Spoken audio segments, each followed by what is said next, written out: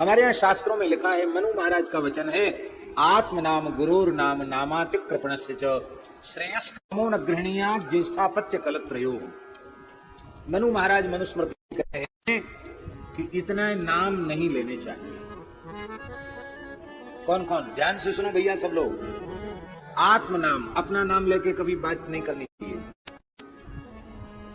बहुत से लोगों का अभ्यास होता है अपना नाम लेके बात करने का, होता ना, अपना नाम लेके बोलेंगे, वो अनुचित है, ठीक नहीं है। अपने नाम का स्वयं उच्चारण नहीं करना चाहिए। अब मान लो नाम पूछे तो क्या करें, अपना नाम न लो। हम पूछें, सामने सीता शरण जी बैठे हैं, किन तव नाम, आप तुम्हारा नाम क्या है, तो क्या ये नाम न बतावें कि हमारा सीता शरण नाम है? नाम तो बताना पड़ेगा, पर कैसे बतावेंगे? यदि ये शास्त्र की मर्यादा जानते होंगे तो ये उत्तर देंगे, भगवन सीता शरण इति कथयन्ति माम जनाः। हम नहीं बोल रहे, लोग मुझसे सीता शरण बोलते हैं। क्या नाम है आपका? बोले लोग मुझे दिनेश गोस्वामी कहते हैं। लोग कह रहे, मैं थोड़ी कह रहा हूं। एक कहने से भाग्य नष्ट नहीं होता। अथवा कह दो पिताजी हमको मुख नाम से बोले। हमारे यहां साधुओं में भी नाम, हम अपना नाम ले रहे हैं ऐसा नहीं, वेश भगवान का, श्री गुरु महाराज का दिया हुआ, आप सब संतों का दिया हुआ छोटा सा अमुक नाम है। इसका मतलब है वो संत लोग इस नाम से हमको कहते हैं, हम अपना नाम नहीं ले रहे। गुरुर नाम, गुरुजनों का नाम, सीधे सीधे नाम नहीं लेना चाहिए गुरुजनों का। प्रकारांतर से संकेत में उनका स्मरण करे, अथवा आवश्यक हो तो बहुत मर्यादा से नाम। आपके गुरु जी का शुभ नाम, हमारे गुरुदेव अमुक नाम से प्रसिद्ध हैं, फिर उसमें श्री श्री 108 श्री पूज्य गुरुदेव अमुक, इस तरह से। तो इस नाम से विख्यात हैं। ये विख्यात जिस नाम से, वो बात हम बोल रहे हैं, हम गुरु जी का नाम नहीं ले रहे हैं। दूसरे, अति कंजूस का नाम भी अपनी वाणी से नहीं लेना चाहिए। थोड़ी बहुत कंजूसी तो सब में होती है, क्यों? कंजूसी न होगी तो वो मनुष्य की कोटि में नहीं रहेगा। लोभ पास जही गर न बधाया, सो नर तुम समान रघुराया। सुग्रीव जी कह रहे हैं, थोड़ा बहुत लोग वो तो मनुष्यता है, वहां तक थोड़ा मोड़ा चलेगा, लेकिन अति कृपण का नाम नहीं लेना, भारी कंजूस।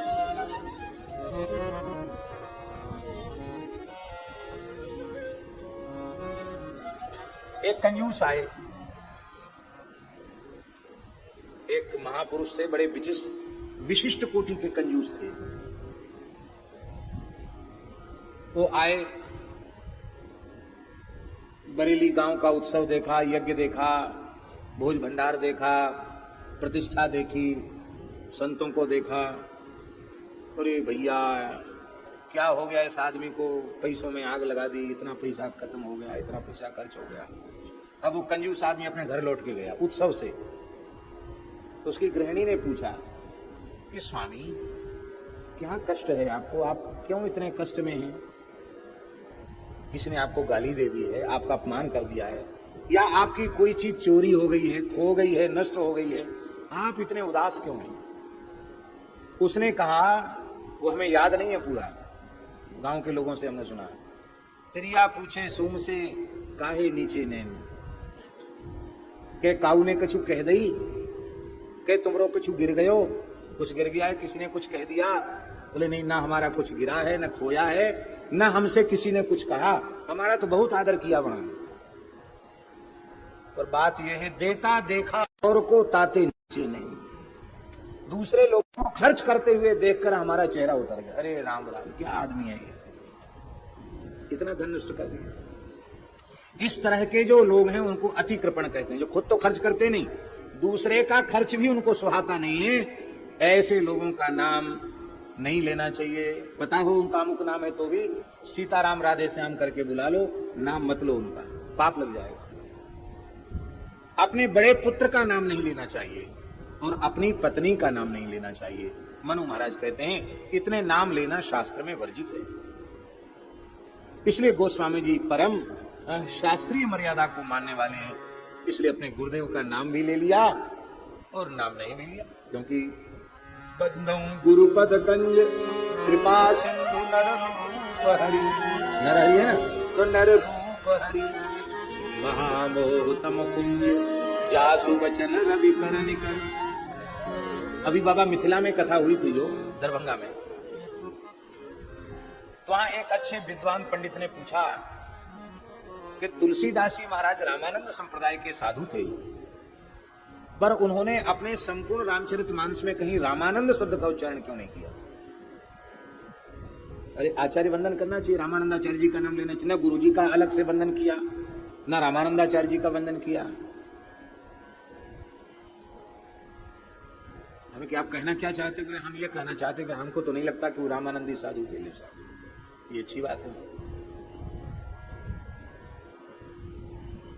अरे उनकी परंपरा है,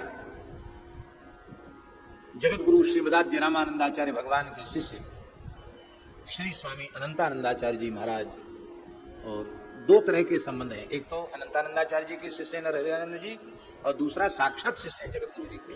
दो संबंध हैं। कुछ संस्कार अनंतानंद जी से मिले हैं, इसलिए वो भी गुरु हैं। बड़ा गुरु भाई गुरु के समान होते हैं।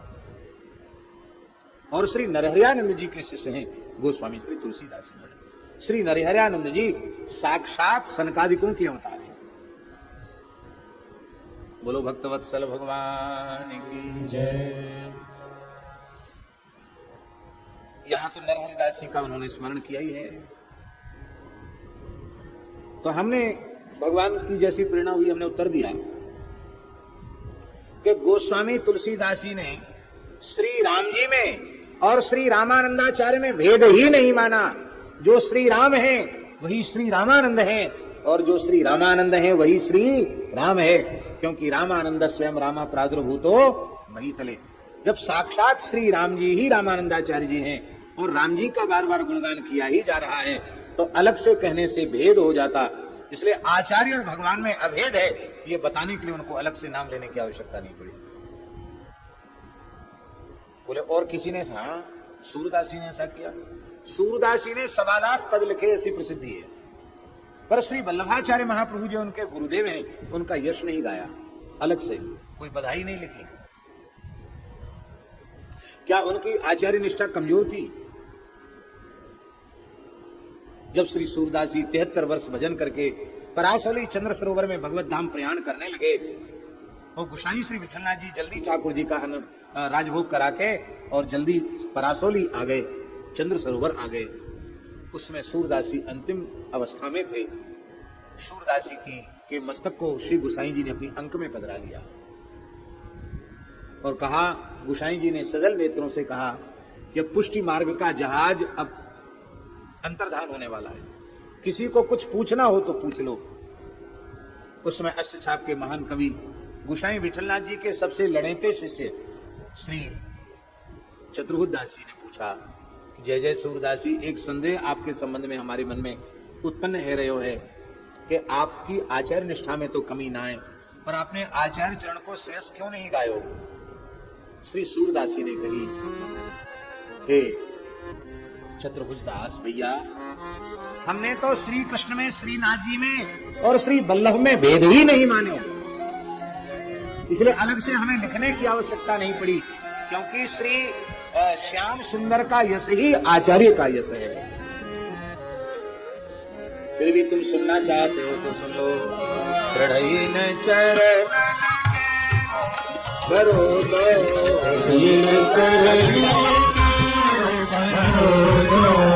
दृढ़ चरण के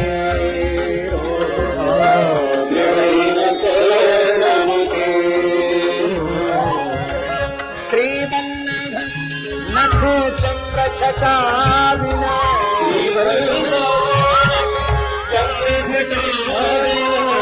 सब जग माहिया सब जग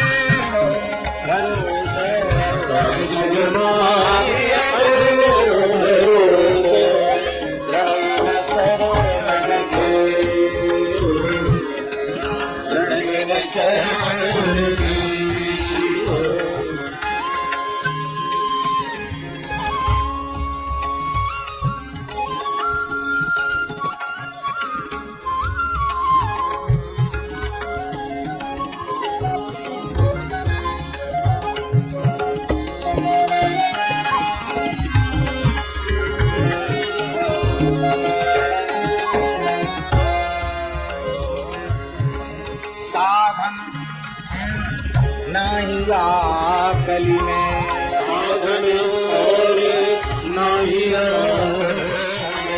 दासो घोर निवेद,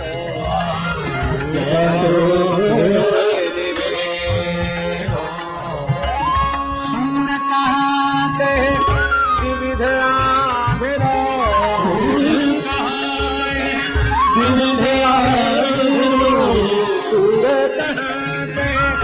विविध आधरो,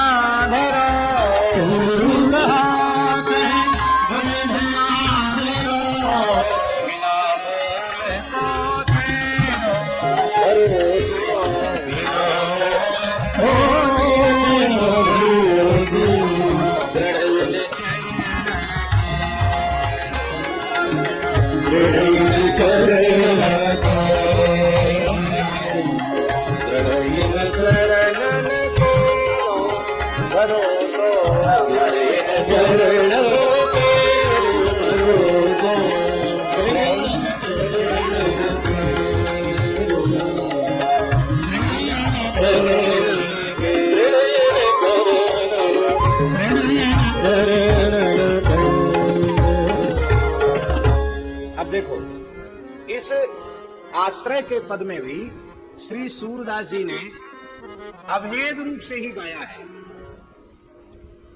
एक अर्थ तो स्पष्ट है महाराज जी, भरोसो दृढ़ इन चरणन के, श्री गुरुदेव के आचार्य चरणों का दृढ़ भरोसा है। श्री वल्लभ नख चंद्र चटाविन सब जग माहित, श्री वल्लभाचार्य महाप्रभु के नखमण चंद्रिका के प्रकाश के बिना तो मेरे लिए सारे संसार में अंधेरा ही अंधेरा। आचार्य चरणों के आश्रय के बिना कोई साधन नहीं है जिससे कलिकाल में गुजारा हो जाए। सूरदास तो दोनों तरह से अंधा है, बाहर से भी भीतर से ही, बिना मूल का सेवक है, ये भाव। और दूसरा भाव, भरोसो दृढ़ इन चरणन केरो श्री वल्लभ। श्री वल्लभ माने श्री जी के जो प्राण वल्लभ हैं श्रीनाथ जी, उन श्रीनाथ जी के चरणों के बिना, श्री वल्लभ नखचंद्र छटाविन, श्रीनाथ जी के नखचंद्र की छटा के बिना सब जग माय अंधेरो। श्रीनाथ जी के आश्रय के बिना साधन और ना ही आकल में जासो हो नहीं। अब एक में दोनों हो गए कि नहीं, श्री वल्लभ में श्रीनाथ जी भी और श्री वल्लभाचार्य जी। आचार्य में भेद नहीं है। तीसरी बात यह है, बहुत ध्यान से सुने महाराज जी, तीसरी बात यह है कि यदि गोस्वामी जी कोई कंजूसी नहीं करते, वो 10-5 श्लोक पूरी गुरु परंपरा के लिख सकते थे। श्री रामानंदाचार्य जी की स्तुति में 5-7 श्लोक लिखने में उनको कोई कठिनाई नहीं थी। लेकिन फिर एक बात हो जाती, फिर लोग कहते भैया ये तो केवल रामानंद संप्रदाय का ग्रंथ है, रामानंदी रामानंदी हो में वो पढ़ें, और बाकी भैया हम तो श्यामानंदी हैं, हम तो सन्यासी हैं, हम तो उदासी हैं, हम तो नाथ हैं, हम तो अमुक हैं तमुक हैं, हमको क्या जरूरत है मानस पढ़ने की। गोस्वामी जी ने जैसे वेद सबका है ऐसे ही वेद रूप मानस सबका है, जो चाहो सो उसका आश्रय ले लो, जो चाहो सो उसको पढ़ लो। तो इस ग्रंथ को व्यापक बनाने के लिए उन्होंने एक संप्रदाय में ही उसको संकीर्ण नहीं किया। अब हम नाम नहीं लेंगे, लेकिन ऐसे अन्य ग्रंथ भी हैं जो वस्तुतः बहुत अच्छे ग्रंथ हैं, लेकिन वे तत्त संप्रदायों तक सीमित हैं। उन ग्रंथों का लाभ जन सामान्य को नहीं मिल पा रहा है। क्यों? लोगों की यही भावना वो तो अमुक संप्रदाय का ग्रंथ है। पर रामचरितमानस के लिए ऐसी धारणा बिल्कुल नहीं है कि रामचरितमानस अमुक संप्रदाय का ही है। भैया रामचरितमानस तो मनुष्य मात्र का है।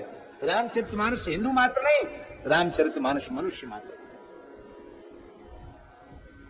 पूरे संसार के किसी मत पंथ से पूछ लो, मानस जी की इस पंक्ति से किस मत पंथ का विरोध है? पूरे संसार में जितने धर्म इसमें प्रचलित उनसे पूछ लो। परहित सरिस धर्म नहीं भाई, परहित सरिस धर्म नहीं भाई, पर पीड़ा सम नहीं अधमाई, पर पीड़ा सम नहीं अधमाई।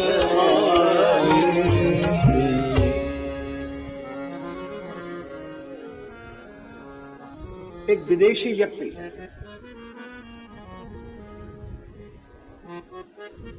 विदेश के एक प्रसिद्ध विश्वविद्यालय का प्रोफेसर, मुंबई से हम बनारस आ रहे थे तो वो भी जहाज में पास में ही था, तो साधु देख करके उसने बाबा जी सीताराम दंडवत, हमने कह रहे तुम नाक नक्श से तो विदेशी मालूम पड़ते हो और इतनी बढ़िया हिंदी बोले हो कि बाबा जी दंडवत सीताराम। बोला हाँ हम अमुक विश्वविद्यालय में और प्रोफेसर हैं। हम किस मत से हो? उन्होंने कहा हम ईसाई हैं, पर हमने भारत में आकर के अध्ययन किया है, काशी हिंदू विश्वविद्यालय में भी मैं पढ़ा हूं, काशी में भी रहा। और बोले साधु, नकली साधु भेष बनाकर अयोध्या जी में रहकर रामचरितमानस भी लगाया हमने। बोले मेरा कार्ड ले लीजिए। अपना कार्ड अंग्रेजी में उसने दिया। कार्ड तो अंग्रेजी में था, पर उस अंग्रेजी के कार्ड में ये चौपाई लिख रही थी, परहित सरिस धर्म नहीं भाई, पर पीड़ा सम नहीं अधमाई।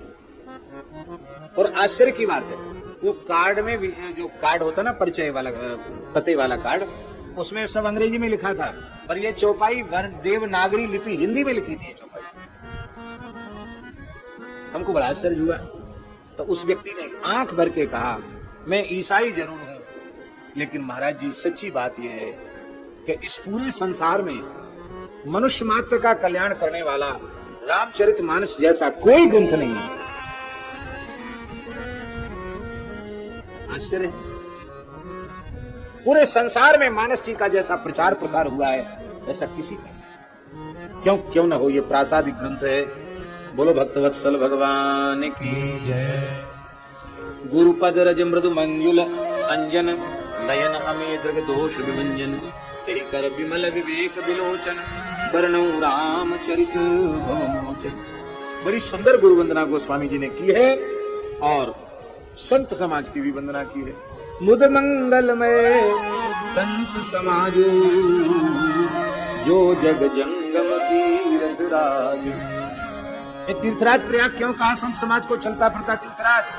राम भगत जहाँ सुर सरी धारा, सर सही ब्रह्म विचार प्रसारा।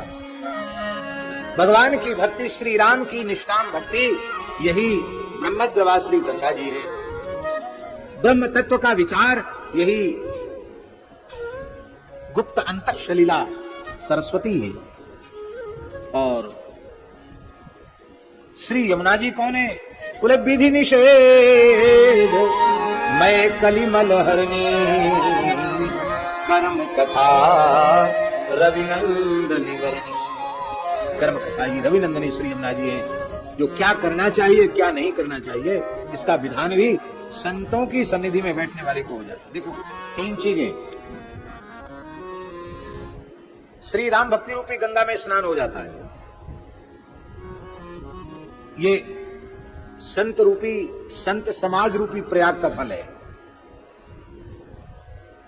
और ब्रह्म तत्व का यथार्थ विज्ञान हो जाता है, ये सरस्वती का स्नान है। और क्या करना चाहिए क्या नहीं करना चाहिए विधि निषेध का पूर्ण ज्ञान हो जाता है, ये यमुना स्नान है।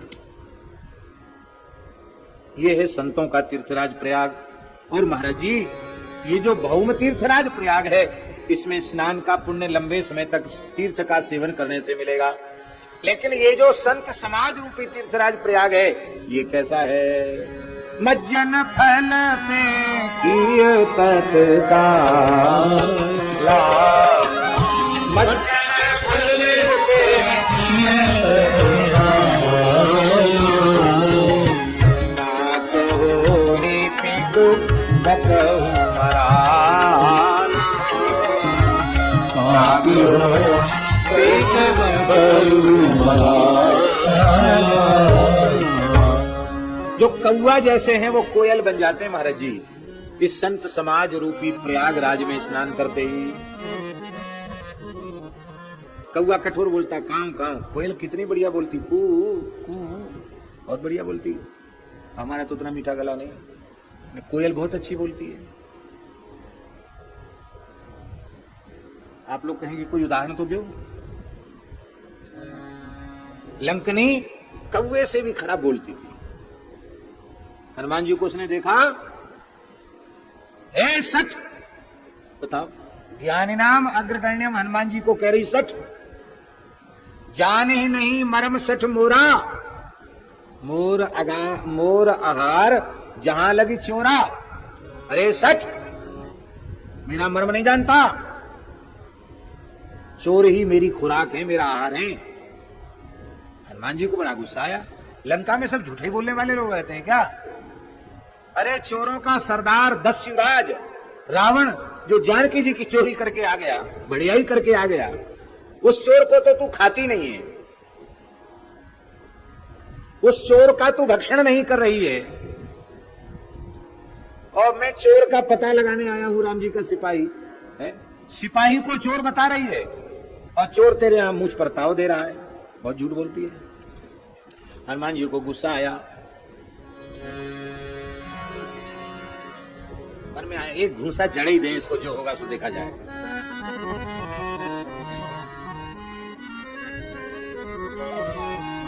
गोस्वामी जी ने तो कहा, मुझी का एक महाकवि धनी, मुझी का एक महाकवि धनी, मुझी का एक महाकवि धनी, मुझी का एक महाकवि धनी,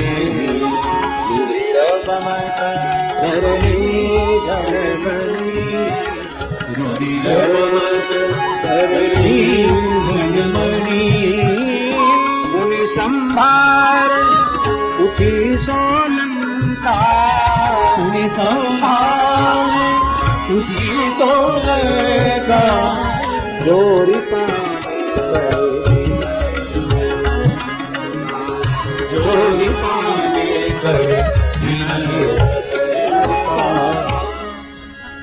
बोलो सत्संग हुआ, सत्संग कोई। उसने कहा सठ और चोर, हनुमान जी ने तप्पड़ जमा दिया। वाल्मीकि रामायण में एक विशेष बात लिखी है, वाल्मीकि रामायण में लिखा है कि हनुमान जी को गुस्सा तो आया, लेकिन उन्होंने थप्पड़ मारते समय रोक लिया गुस्सा। वाल्मीकि ने लिखा, स्त्रियम मन्य मानाम ताम नाति चुक्रोध बानरः, वाल्मीकि रामायण में। अरे बेचारी मर जाएगी एक तमाचे में, हनुमान जी को दया आ गई, बोले मरना नहीं चाहिए, नहीं तो हनुमान जी मारे वो बच जाए। बहुत ताकत है हनुमान जी में। अतुलित बल धामम हेम शैलाभ दे, बहुत बल है, अतुलित बल के धाम है श्री हनुमान जी महाराज। कितना बल है हनुमान जी में? पुराण वचन है, वायु पुराण, 10,000 मत वाले हाथियों का बल देवराज इंद्र के एक ऐरावत हाथी में होता है। फिर से सुन लो, क्या कहा? 10,000 मत वाले हाथियों का बल देवराज इंद्र के एक ऐरावत हाथी में होता है, और 10,000 ऐरावत हाथियों का बल एक इंद्र में होता है। इंद्र कोई सामान्य नहीं है, 10,000 ऐरावत हाथियों का बल एक इंद्र में होता है, और 10,000 इंद्र का बल हनुमान जी के एक रोए में है। 10,000 इंद्र की ताकत हनुमान जी के एक बाल में है, एक रोया में है। अतुलित बलधाम। अब वो हनुमान जी घूसा लगा में वो जिंदगी बच जाए, कैसे संभव? हनुमान जी ने कृपा की। भैया सत्संग कई तरह का होता है। विनय पत्रिका में गोस्वामी जी ने कहा, जब द्रवहि दीन दयालु साधु संगत पाइए, जब द्रवहि दीन साधु संगत पाइए, जहि दरस करस समागम पाप राशि साई, जही बरस परस समागम पाप राशि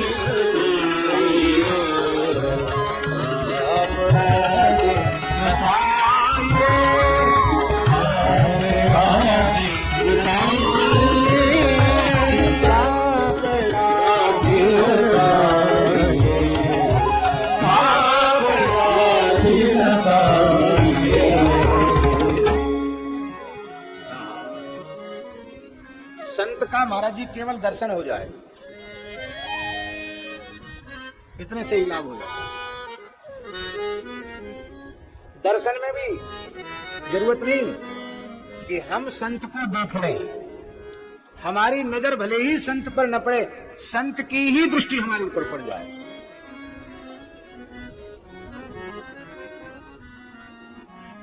कल हम रामलीला देखने आए थे, बड़ी सुंदर रामलीला हो रही है। हमारे मथुरा के चतुर्वेदी विप्र मूल ग्रंथ रामचरितमानस के आधार पर बहुत सुंदर रामलीला कर रहे हैं। थोड़ी देर हम लीला में बैठे थे। लीला मंडली के व्यास जी तो इतनी बढ़िया एकदम मीठे कंठ से चौपाई बोलते हैं कि आनंद आ जाता है, बहुत सुंदर गाते हैं। तो कल जयंत का प्रसंग हम लोगों ने लीला में देखा। जयंत सब जगह गया अपनी रक्षा के लिए, नारद जी के पास नहीं गया। ईमानदारी की बात तो यह है, सच्चाई की बात तो यह है कि जयंत ने नारद जी की ओर देखा तक नहीं, क्योंकि गोस्वामी जी कह रहे नारद देखा विकल जयंता, नारद देखा विकल जयंता, लागी दया कोमल लागी दया कोमल चित्तचंता। नारद देखा करते, जयंत देखा नहीं। नारद जी ने देखा जयंत विकल है, लाग दया कोमल चित्तचंता। यह है दर्शन का सत्संग। नलकूबर मणिग्रीव, इन्होंने नारद जी को नहीं देखा, और नारद जी की दृष्टि इन पर पड़ गई, तो ब्रज में यमलार्जुन के रूप में जन्म हो गया। बालकृष्ण की लीला के प्रत्यक्ष दर्शन का सौभाग्य प्राप्त हो।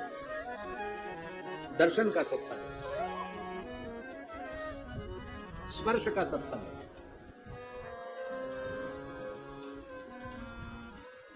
स्पर्श का सत्संग। संत छू दें, प्रेम से छू दें तो भी जीव का कल्याण। अब मान लो गुस्सा में छू दें तो, क्रोध में छू दें तो, क्रोध में छू दें तो भी कल्याण ही है।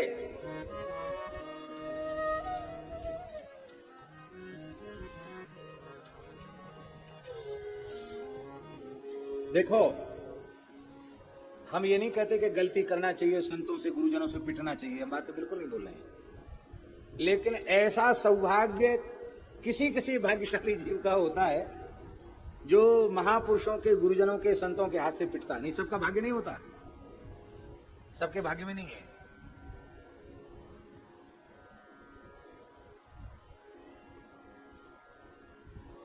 हमारे पूज्य खाकसुख वाले महाराज जी कहते थे, बाद में तो वृद्ध थे, कि पहले तो महाराज जो हाथ में आता उसी को फेंक के मार देते थे महाराज। पुराने संत त्यागी तपस्वी महापुरुष, वो कहते थे कि साल भर हमारी टोका टोकी सहन कर ले, हमारी डांट डपट मार खा ले, तो पूरे भेष भगवान में भारतवर्ष में घूम के आएगा। रहने के मामले में, साधु साई के मामले में उस पर कोई उंगली नहीं उठाएगी।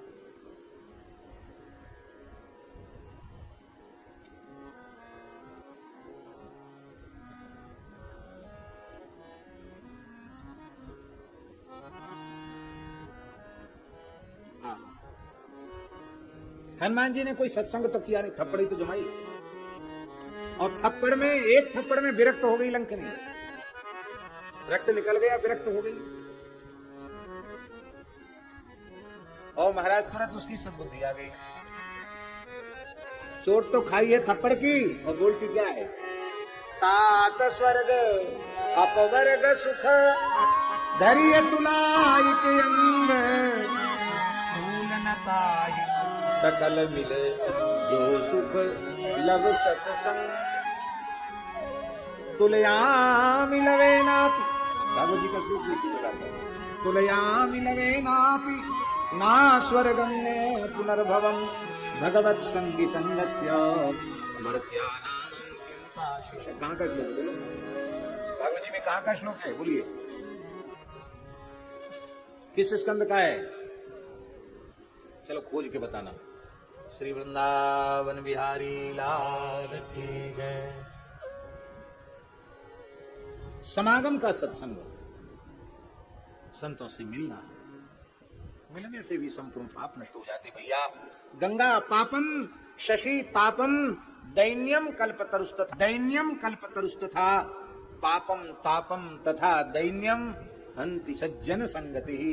साधु पुरुषों की संगति तीनों दोषों का हरण कर लेती है। गंगा पाप को नष्ट करती है, चंद्रमा ताप को नष्ट करता है, कल्प वृक्ष दरिद्रता को नष्ट करता है, लेकिन संत की कृपा हो जाए तो पाप ताप और दरिद्रता सब नष्ट हो जाती है। बोलो भक्तवत्सल भगवान की जय। तो अब देखो, काक होई पिक बकहु मराला, काक होई पिक, कौआ जैसे बोल रही थी ना, अरे सठ, अरे चोर कहां जा रहा है, और अब क्या कह रही है? पहले कहती थी सठ, अब देखो कितना मीठा बोल रही है।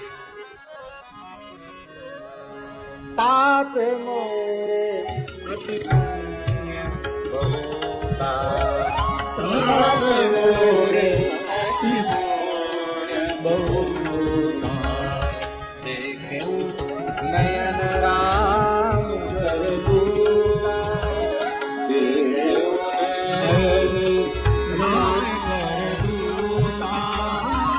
जो कहती थी मैं खा जाऊंगी, और वही कह रही है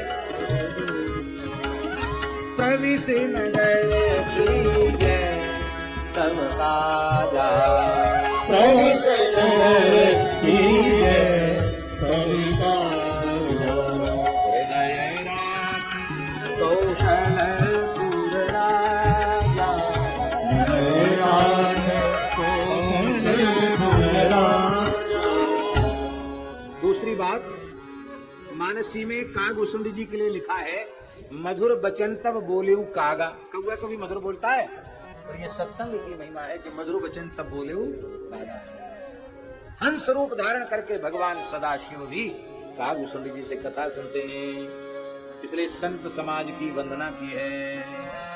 बंदो संत समान हित अनहित नहीं कोई, अंजलिगत शुभ सुमन जिमे सम सुगंध कर दो। संत सरल चित जगत हित जानि सुभाव गणे, बाल विनय सुनि करि कृपा श्री राम चरण रति दे, श्री राम चरण रति दे।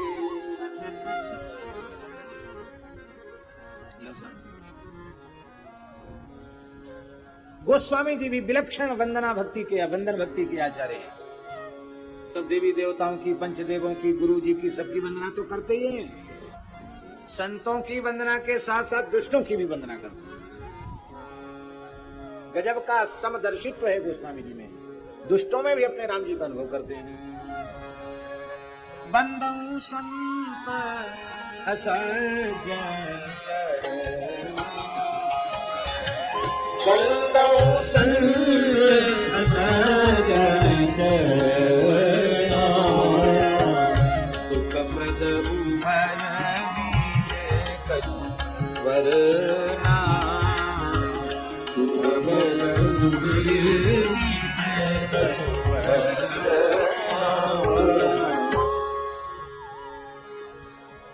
खलों की वंदना भी ऐसे नहीं करते। बहुत से लोग खलों की वंदना तो करते हैं, पर व्यंग में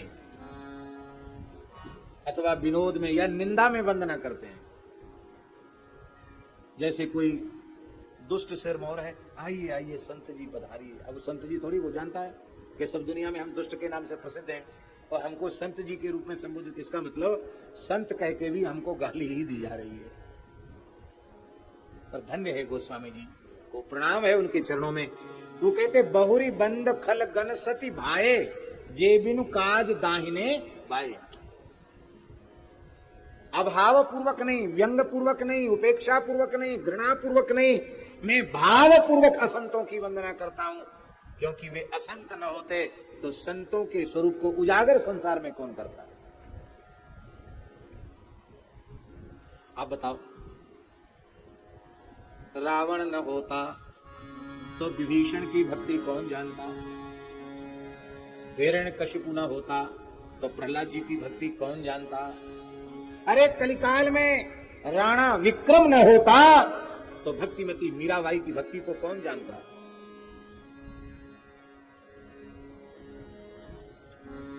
इसलिए संतों ने निंदकों से, दुष्टों से बहुत प्रेम किया। निंदक नियरे राखिए, आंगन कुटी छवाए, बिन पानी सावन बिना निर्मल करे।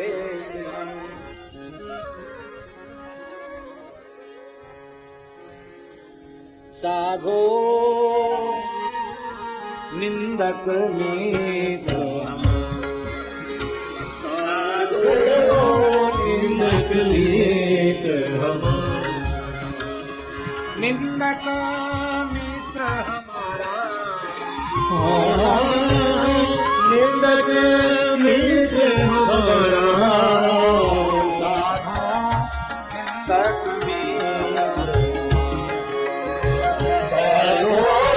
निंदक निंदक मित्र हमारा। निंदक को नियरे हीरा, निंदक को नियरे हीरा, हो न देव नियारा, हो ना देव नियारा। साधो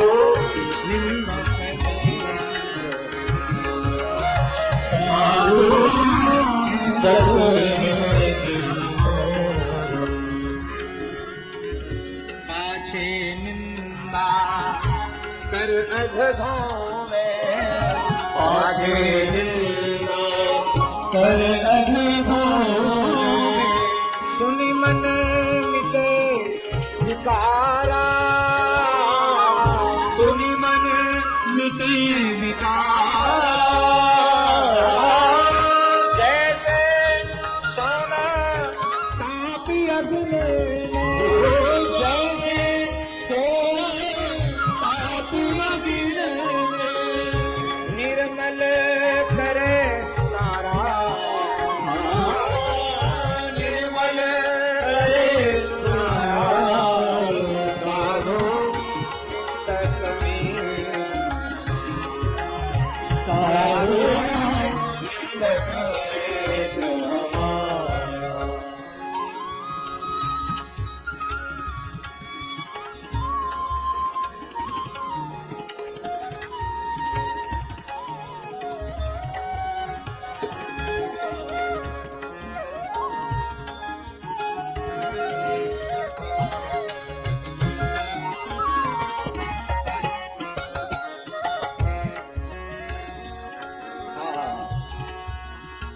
हीरा बहुत मूल्यवान होता है, फिर कब होता है? जब हजारों धन उसके ऊपर पड़ते हैं। घन आहर में फंसी हीरा निभते, मन आहर में फंसी हीरा निभते, कीमत लक्ष्य हजारा, कीमत लक्ष्य हजारा। ऐसे जाचक दुष्ट संत को, ऐसे जाचक दुष्ट करने जगत उजियारा, करने जगत उजियारा। साधो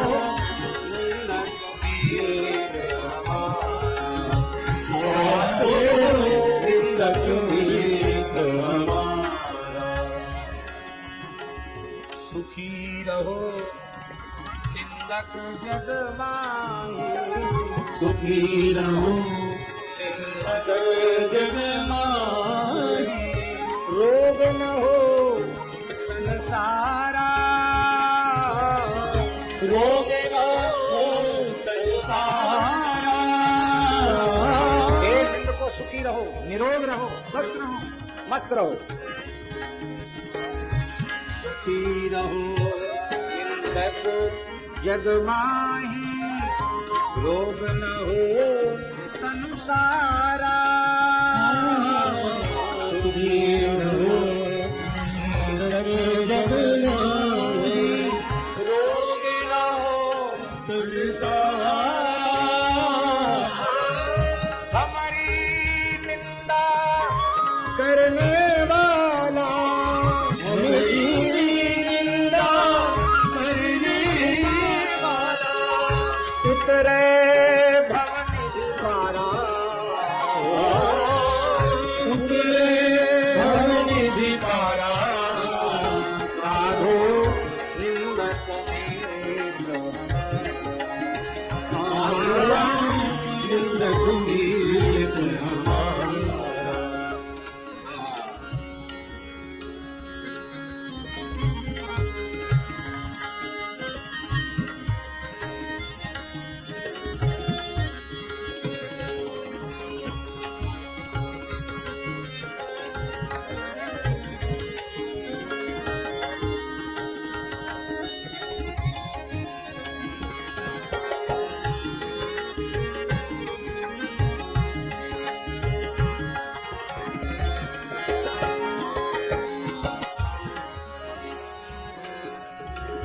निंदक के चरणन की स्तुति निंदक के चरण की स्तुति करनो बारंबारा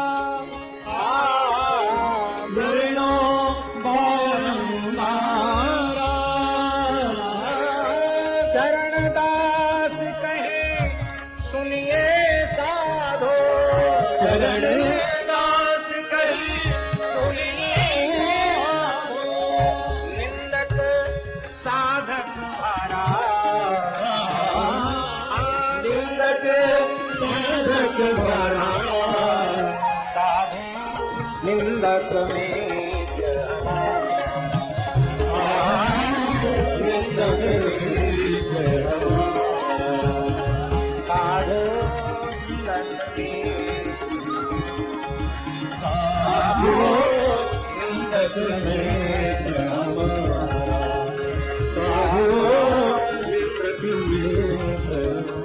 निंदक में निंदक में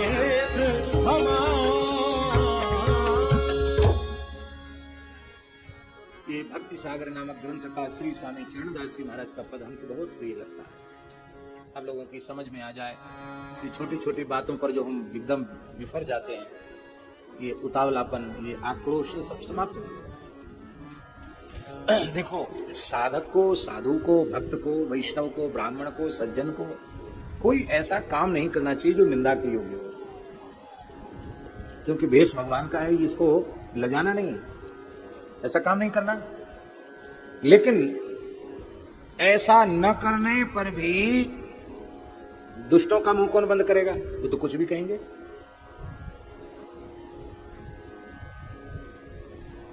उससे नाराज नहीं होना, उनको अपने इस पथ में परम उपयोगी मानना, उनका उपकार मानना।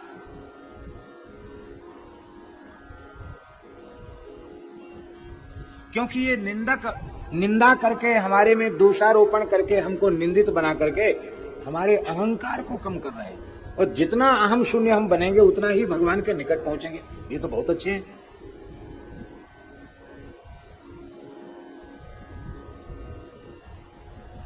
हमारे महाराज जी के पास एक महापुरुष रहते थे, पतमाली जी महाराज के पास।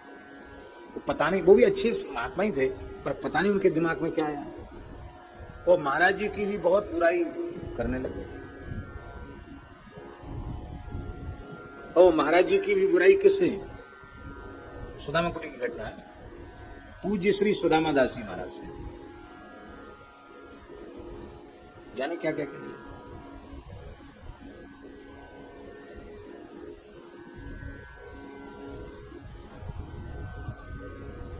बड़े महापुरुष जो होते हैं वो भोले होने के कारण, निर्मल होने के कारण उनको कोई कुछ भी कह दे तो जल्दी उस पर प्रभाव हो। सफेद कपड़ा पर दाग जल्दी आता कि नहीं? तो उन्होंने, एक संत थे, ट्रस्ट में थे वो, पूज्य श्री विपिन बिहारी दास जी, गौड़ीय संत थे, हमसे बड़ा स्नेह रखते थे, तो वो बिहार के थे। तो पूज्य श्री सुदामा दास जी महाराज ने उनको बुलाया, कहा ऐसी ऐसी बात हमने सुनी। और वे बोले, महाराज जी भूल से भी कुछ कह मत देना, महाराज जी को भनक लगेगी कि आपके मन में थोड़ा सा भाव दूसरा आया है, एक क्षण नहीं लगेगा, वो सुदामा कुटी से चले जाएंगे। आपको ये सब बात कही किसने? और निर्मल भात उन्होंने बता दिया, अमुक आए थे हमारे पास, वो कई दिन से आ रहे हैं, उन्होंने ही कहा। अरे वो तो महाराज जी के पास रहते, महाराज जी उनकी बहुत सेवा करते हैं, मैं भी जाकर महाराज जी को सावधान करता हूं। वो आए, बोले महाराज जी आपसे कुछ एकांत में बात करना है। तो हम वहां बैठे थे, उठ के जाने लगे। बोले नहीं नहीं, ये बैठ सकते हैं, ये बैठे रहे, कोई बात नहीं। हम बैठ गए, उन्होंने सारी बात बताई। महाराज जी मुस्कुराकर बोले, श्रीमान जी आप हमारे प्रेम में खटाई नहीं डाल सकते। अब तक उन महापुरुष को दूध मलाई जो दी जाती थी, अब वो दुगनी कर दी जाएगी, क्योंकि वे ही हमारे सच्चे हितैषी हैं। प्रशंसा करने वालों की तो कमी नहीं, पर सही बात तो कोई संत ही कह सकते हैं। हमें हमारे प्रेम में उनके प्रति कोई फर्क नहीं पड़ सकता। और महाराज जी के चित्त पर अणुमात्र प्रभाव नहीं हुआ कि कोई व्यक्ति हमारे निकट रहकर हमारी निंदा कर रहा है। वे ही चले गए, कुछ दिन बाद अपने आप ही चले गए।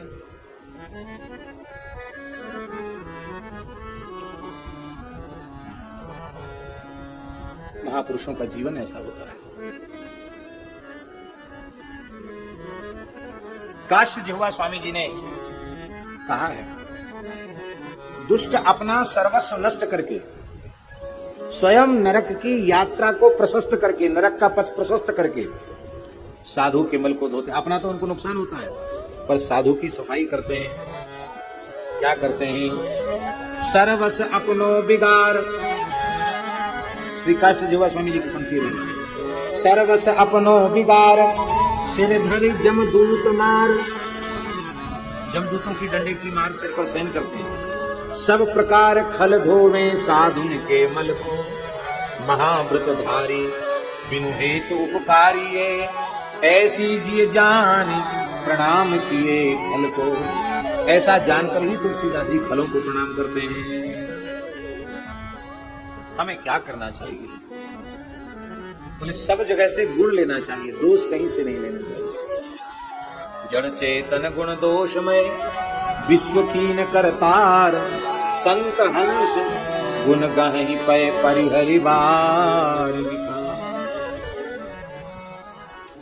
ऐसा वंदना भक्ति का आचार्य इस युग में तुलसीदास जी के जैसा कोई दूसरा नहीं दिखाई पड़ता। इतनी बड़ी वंदना भी पूरे विश्व के किसी ग्रंथ में नहीं है। जड़ चेतन जग जीव जत सकल राममय जान, बंदौ तिनके पद कमल सदा जोरि जुगता। सिय राम मैं सब जग जानी, सिय राम मैं सब जग जानी। करौ प्रणाम जुग जुग पानी, करौ प्रणाम जुग जुग पानी। ऐसा क्यों? गोस्वामी जी के जीवन में विलक्षणता क्यों है? कहते उमाज राम चरण रत, विगत काम मद क्रोध, निज प्रभु में देखहि जगत, तेरी सन प्रणहि। एक पद्म पुराण का श्लोक है। पद्म पुराण के उत्तरखंड में एक श्लोक लिखा है, बहुत प्यारा श्लोक है। इसमें लिखा है, स्त्रीलिंगं त्रिलोकेषु यत् सर्वं यत् तत् सर्वं ही जानकी। इस संसार में जितने स्त्रीलिंग वाचक शब्द हैं, सब श्री जानकी जी के बोधक हैं। और पुमान मलांछितम यत्तु तत्सर्वम ही भवान प्रभो, जितने पुल्लिंग शब्द हैं, पुन्नाम लांछितम यत्तु तत्सर्वम ही भवान प्रभु, जितने पुल्लिंग शब्द हैं वे सब के सब भगवान के वाचक हैं। अध्यात्म रामायण में भी इसी प्रकार का वचन है कि स्त्रीलिंग मात्र श्री जानकी जी का बोधक हैं और पुल्लिंग मात्र श्री राम जी के बोधक हैं। इस प्रकार से श्री गोस्वामी जी ने बहुत विस्तृत वंदना की है। और वंदना के साथ ही साथ दीनता। इतने महान विद्वान, ऐसे समर्थ कवि में, ऐसे दिव्य महापुरुष में दीनता कैसी है? बोले कवि न हो नहीं चतुर कहाव, मति अनुरूप राम गुण गाव। कवित विवेक एक नहीं मोरे, सत्य कहूं लिखी कागज को। मैं ये बात सत्य सत्य कह रहा हूं, कोरे कागज पर हस्ताक्षर करके बोल रहा हूं कि मुझ में कविता का विवेक नहीं है, काव्य करने की सामर्थ्य मुझ में नहीं है। परम श्रद्धे पूज्य गुरुदेव आचार्य श्री कृपा शंकर जी अयोध्या वाले महाराज जी एक बहुत अच्छी बात कहते थे। वो कहते थे कि हमारा न्यायालय में कोई भूमि संबंधी विवाद था और उस अपने जमाने के भारतवर्ष के सबसे श्रेष्ठ रामायणी थे पूज्य आचार्य श्री कृपा शंकर जी। अंतिम क्षण तक अयोध्या जी में विराजे और जीवन भर पढ़ाया उन्होंने। मानस जी पढ़ाते थे, श्रीमद् भागवत पढ़ाते थे, श्रीमद् वाल्मीकि रामायण पढ़ाते थे। इस दास पर भी उनका बहुत वात्सल्य था, बहुत कृपा था। तो उनके जीवन की घटना हम सुना रहे हैं। एक भूमि संबंधी विवाद न्यायालय में था और वो राम कथाओं में व्यस्त रहते थे। तो वकील नियुक्त कर दिया जाता ना, वकील खड़ा कर देते, तो वकालतनामा लिखना पड़ता है, कुछ लिखना पड़ता है। तो वकील आया, उसने पूरे कागज, कोरा कागज सामने रखा, बोले आचार्य जी इस पर हस्ताक्षर कर दो। बोले किसमें तो कुछ लिखा नहीं, कोरे कागज पर हस्ताक्षर करा रहे हो। तो कहते ना कोरे कागज पर हस्ताक्षर करना, नीचे पता नहीं क्या लिख दे। बोले नहीं कोरे कागज पर हस्ताक्षर करा। बोले हाँ पूरे कागज पर हस्ताक्षर करा रहे। क्यों? क्योंकि न्यायालय की भाषा क्या है ये तो आप पढ़े नहीं है। आप व्याकरण पढ़े हो, भागवत भक्तमाल सब पढ़े हो, पर कानून की भाषा तो आप नहीं पढ़े हो। कानून की भाषा हमने पढ़ी है। तो हस्ताक्षर तो होगा आपका और मसौदा लिखेंगे हम, पर मसौदा हमारे लिखने पर भी हमारा लिखा हुआ नहीं माना जाएगा। आप न्यायालय में कोई आवेदन देते हैं तो नीचे आपका आवेदक में हस्ताक्षर होता है। भाषा किसकी होती है? भाषा वकील की होती है, अधिवक्ता की होती है, और हस्ताक्षर नीचे आपका होता है। तो क्या वह न्यायालय में यह माना जाता है कि तुमने तो लिखा ही नहीं, ये तुम्हारी भाषा ही नहीं, ये तो किसी वकील से लिखवा लाए, फाड़ के तो नहीं फेंकता न्यायाधीश उसको। उस कागज के अनुसार आगे की प्रक्रिया चालू होती कि नहीं होती है? क्यों? क्योंकि जिसके हस्ताक्षर हैं उसका लिखा हुआ ही माना जाता है। गोस्वामी जी कह रहे बस यही बात है हमारी, हमने तो कोरे कागज पर हस्ताक्षर कर दिया, लिखने वाले करने वाले तो श्री रघुनाथ जी हैं, भोले बाबा हैं। रचि महेश निज मानस राखा, पाये सुसमय शिवासन भाखा, भाषाबद्ध करब में सो। मैं उसे केवल भाषाबद्ध कर रहा हूं। बोलो भक्तवत्सल भगवान की जय। बोले आपने इतना अद्भुत अद्भुत अनुपम ग्रंथ लिख दिया, कैसे लिखा? कहते हम तो राम नाम के अलावा कुछ जानते ही नहीं, हमने जो कुछ लिखा है राम नाम की महिमा से लिखा है। यही मह रघुपति नाम उदारा, अति पावन पुराण श्रुति सारा।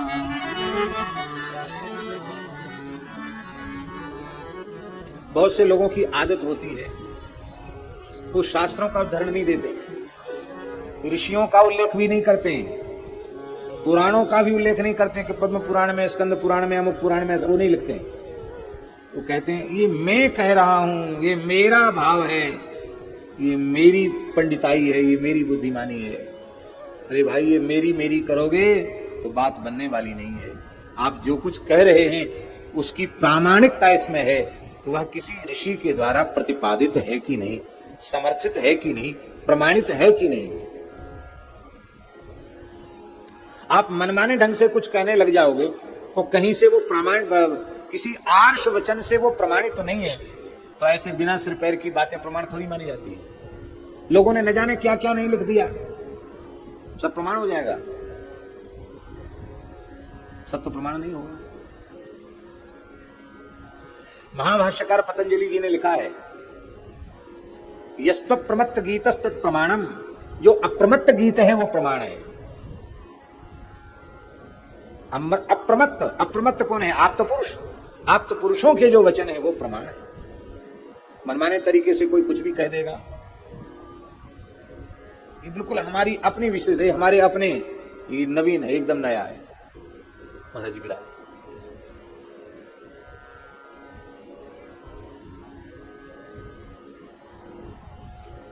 श्री वृंदावन बिहारी लाल की जय जय श्री राधे। हमारे यहां दो शब्द प्रचलित हैं ध्रुवदास जी महाराज, एक मनमुखी और एक गुरुमुखी। क्या? एक मनमुखी, हमारे पूज्य गुरुदेव पहाड़ी बाबा महाराज कहते थे, आपापंथी मनमुखी फिरे टोल के टोल। आपापंथी मनमुखी फिरे टोल के टोल।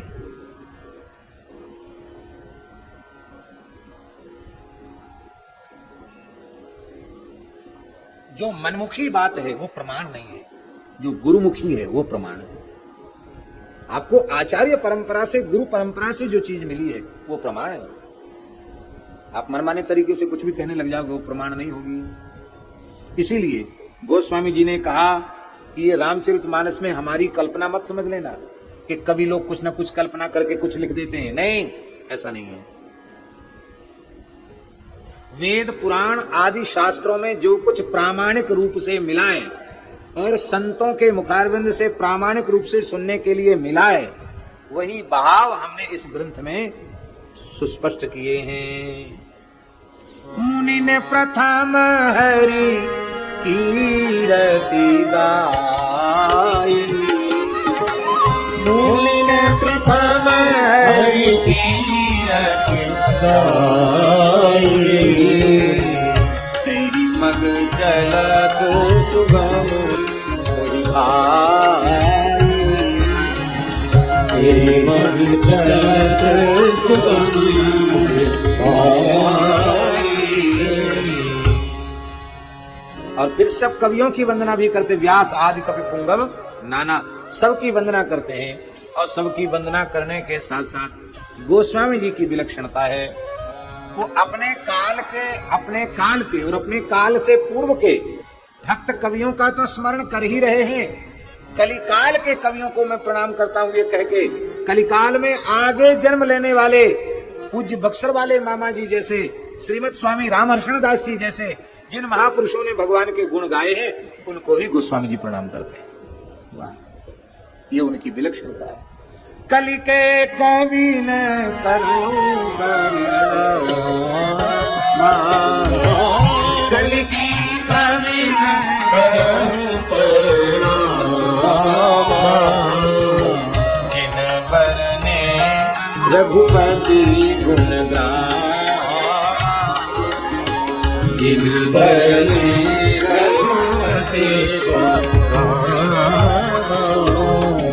संस्कृत के विद्वान कवियों की भी वंदना करता हूं, और जिन्होंने तत्त क्षेत्रीय भाषाओं में भगवान का गुण गाया है, उन भाषा के कवियों की भी मैं वंदना करता हूं। महाकवि कालिदास, भवभीत, जयदेव, मुरारी, भोजराज आदि, और जे प्राकृत कवि परम सयाने, भाषा जिन हरि चरित बखाने, भये जे आही ये हो यही आगे, प्रणबहु सवहि कपट तज सब त्यागे। जो हैं, जो हो चुके हैं और जो आगे होंगे, उन सबको हम प्रणाम करते हैं। और बार बार श्री महर्षि वाल्मीकि को प्रणाम करते हैं। और भगवान शंकर के प्रति उनके मन में बहुत बड़ा अनुराग है, क्योंकि गोस्वामी जी के जीवन में जो कुछ मिला है भगवान शिवाशिव का ही प्रसाद है। इसलिए सो मेरे शिवा शिव पाय पसाऊ, सो मेरे शिवा शिव पाय पसाऊ, बरनऊ राम चरित चित चाऊ। अयोध्या की वंदना, सरयू जी की वंदना करते हैं। और महाराज जी, ये अयोध्या जी कोई सामान्य नहीं है। भगवान का सप्तपुरी में जो विग्रह है, उसमें भगवान के मस्तक के स्थान पर अयोध्या जी विराजमान। विष्णो पादमवंतिका गुणवती, मध्ये चकांचुपुरी, नाभौ द्वारावती, तथा च हृदये मायापुरी, ग्रीवामूलमुदाहरन्ति मथुरां नासाञ्च वाराणसी, एतत् ब्रह्मपदं वदंती मुनयो योध्यापुरी मस्तकम्।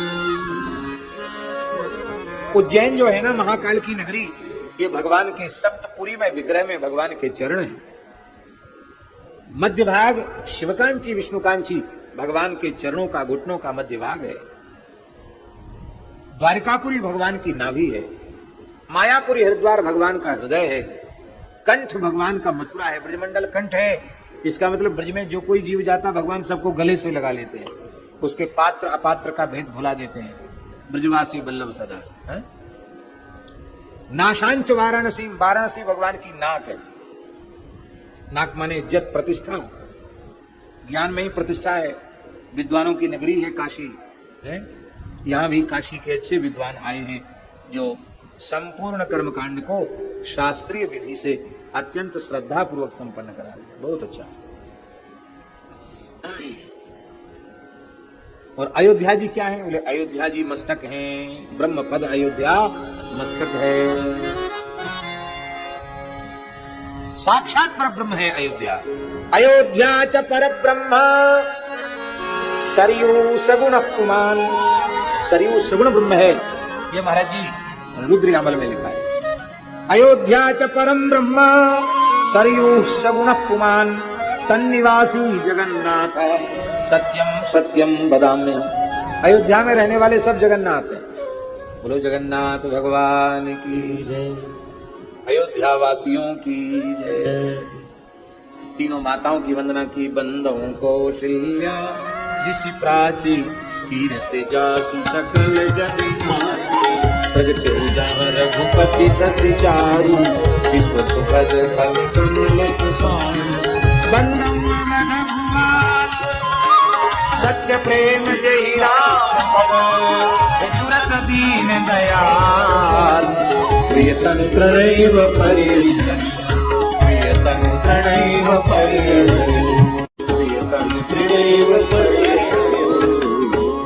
चक्रवर्ती महाराज दशरथ जी की वंदना करते हैं जिनका राम जी के चरणों में सच्चा प्रेम है। जैसे कोई तृण को त्याग दे, ऐसे राम जी के वियोग में उन्होंने अपने देह का विसर्जन कर दिया। राम राम कही राम कही राम राम कही राम तनु परिहरि रघुवर विरह राम गयो सुरत राम। और महाराज जी उन्होंने कहा है हमारा प्रेम विशुद्ध होना चाहिए, उसमें ऐश्वर्य की मिलावट नहीं होनी चाहिए। सुत विषयक तब पदरति हो मुहि बड़ मूढ़ कहे किन को।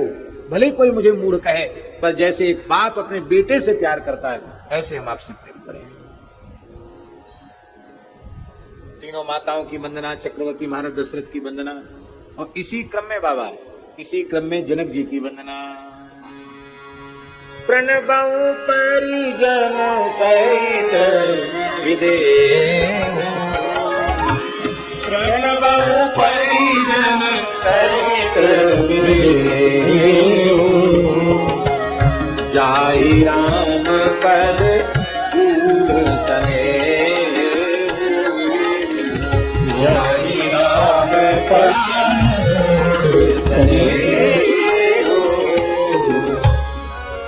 अब एक बात हम आपसे पूछते हैं कि अयोध्या के वंदना के प्रकरण में जहां तीनों माताओं का, दशरथ जी का, सबका वंदन किया जा रहा है, वहां बंधु परिजन सहित विदेहु जनक जी की परिकर सहित वंदना का क्या अर्थ है?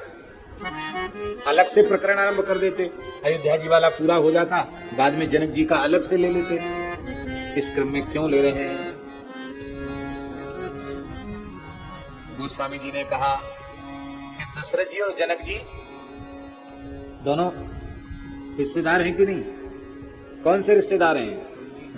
समधी।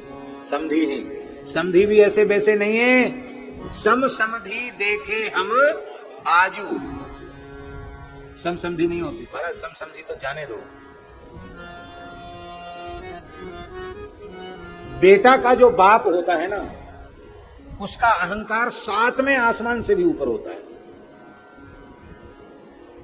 और बेटी वाला बेचारे चाहे जो कुछ अपने कलेजे को चीर के धर दे, फिर भी वो पसीजते रहे। ऐसे भी होते समझी, सीधे मुंह बात नहीं करते। और धन्य है सम समधी देखे हम। एक निष्काम कर्म योग के आचार्य हैं, तो दूसरे ब्रह्म विद्या के आचार्य हैं। ब्रह्म विद्या के आचार्य महाराज जी, दशरथ जी निष्काम कर्मयोग के आचार्य हैं, गीता के आचार्य हैं दशरथ जी।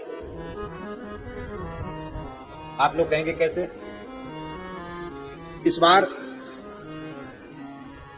कुरुक्षेत्र में परम श्रद्धेय पूज्य श्री गीता मनीषी जी, कृष्ण कृपा धाम वाली महाराज जी, परम पूज्य स्वामी श्री ज्ञानानंद जी महाराज जी, जो पूरे विश्व में श्रीमद् भगवत गीता का बहुत प्रचार कर रहे हैं। और कुरुक्षेत्र में तो एक प्रकार से गीता के स्वरूप को, कुरुक्षेत्र के तीर्थों को पुनः स्थापित करने का श्रेय भगवान ने उन्हीं को प्रदान किया। बहुत बड़ा काम किया, बहुत बड़ा काम। पूरे विश्व पटल पर गीता जी को वो रख रहे हैं। लाल किले की प्राचीर से बहुत बड़ी संत गोष्ठी हुई थी गीता जी के संबंध में, तो निरंतर गीता जी के संबंध में रिसर्च होता रहता है। हमसे भी उनका बहुत स्नेह है, बहुत प्रेम रखते हैं। उन्होंने कहा कि कोई ऐसी बात बताओ जो गीता जी का संबंध राम जी से भी हो। अरे मैंने करी, आप क्या बोल रहे हैं? भगवान खुद कह रहे हैं, इमं विवस्वते योगम प्रोक्तवान अहमव्ययम विवस्वान मनवे प्राह मनुरिक्ष्वा कवे ब्रवीत। हे अर्जुन, जो ज्ञान मैं तुम्हें उपदेश दे रहा हूं, जिस ज्ञान का उपदेश कर रहा हूं, यह पूर्व काल में मैंने भगवान सूर्य को दिया था। भगवान सूर्य ने यह ज्ञान, गीता का ज्ञान, अपने पुत्र वैवस्वत श्राद्धदेव मनु को दिया था। मनु जी ने यह गीता का ज्ञान इक्ष्वाकु को दिया था।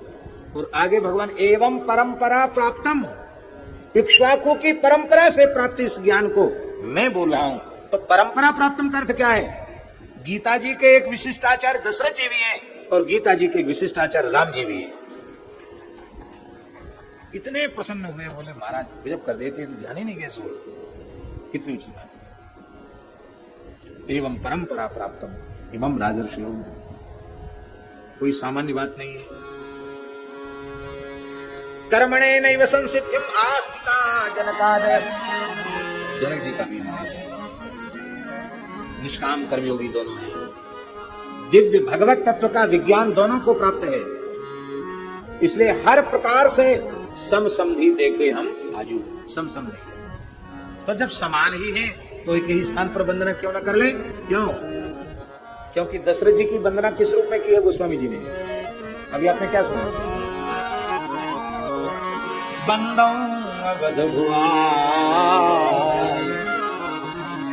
सत्य प्रेम जहि राम पद, बिछुरत दीन दया प्रिय तनु तृण इव परी। हरि प्रिय तनु तृण इव परी।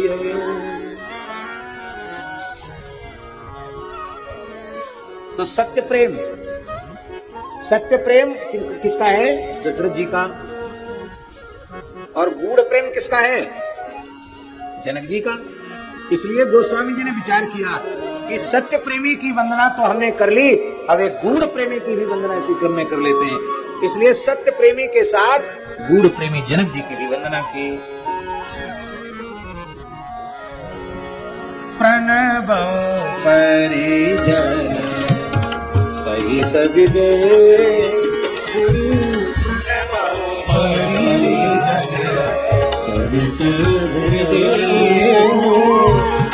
जाहिरा पग गूढ़ सने,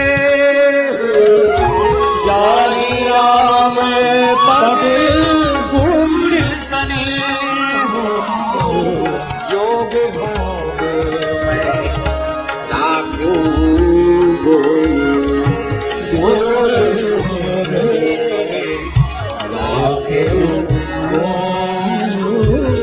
राम बिना कत प्रगटे सोई, राम बिना कत प्रगटे सोई, राम बिना कत प्रगटे सोई, राम बिना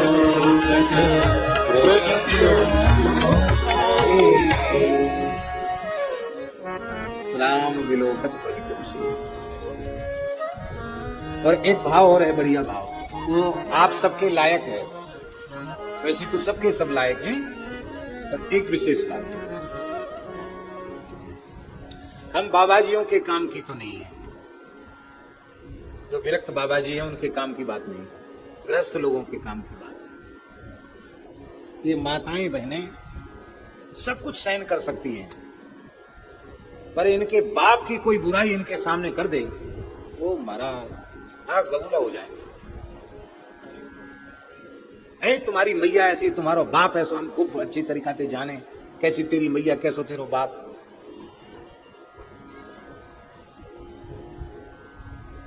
हमारे ब्रज में रास में एक प्रसंग आवे कि अब श्याम सगाई लीला में खेलते खेलते किशोर जी नंद महल पहुंची, तो जसोदा जी ने कन्या परीक्षण के लिए, जसोदा जी ने, अच्छा तू कौन की बेटी है?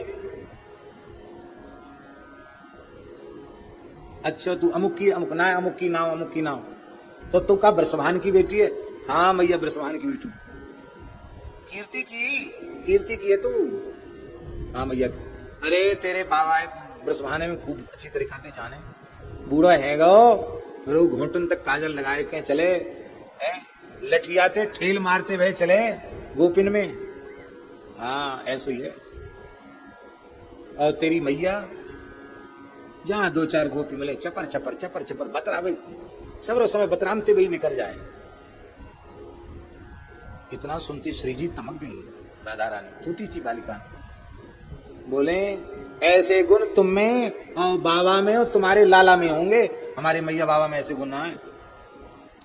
मैया बोली देख ले भुल्लन, हाँ बटुआते मोहड़े में थे, कैसे टकासो जवाब दियो है?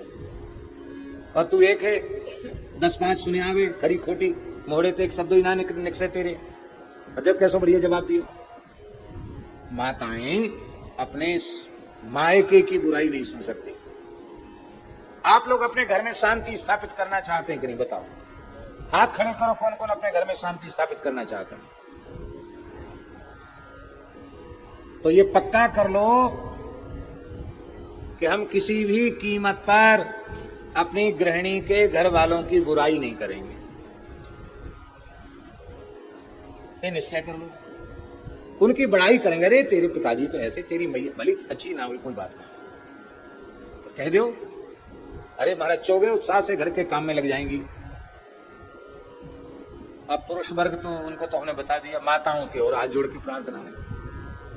माताएं अपने बाप के घर की तो बड़ाई खूब करती हैं, भले ही सब घर एक जैसे नहीं होते, भले ही घर में ठीक कोई व्यवस्था ना हो, लेकिन वहां की बड़ाई खूब करेंगी।